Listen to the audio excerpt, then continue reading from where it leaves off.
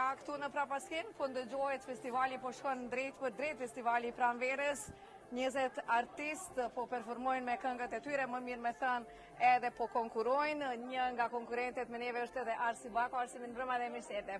Mbrëma dhe mirësi gjitha. Si po ndihesh? Shumë mirë deri tani, besoj do të fillojnë emocionet pak më vonë. Pak më vonë. E sa ta në radhje? Nga fundi.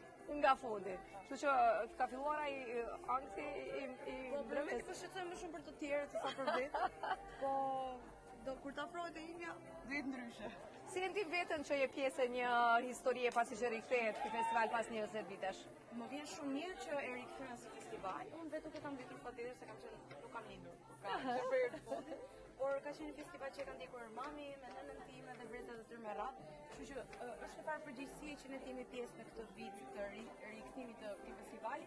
Dhe mendoj që shton shumë peshën secilës për performancave, sidomos për faktin që kjo është një këngë që unë kam shkruar së bashku me Keriasanin, i cili e ka skrituar, edhe me mezi po pres në fakt. Cila është kënga?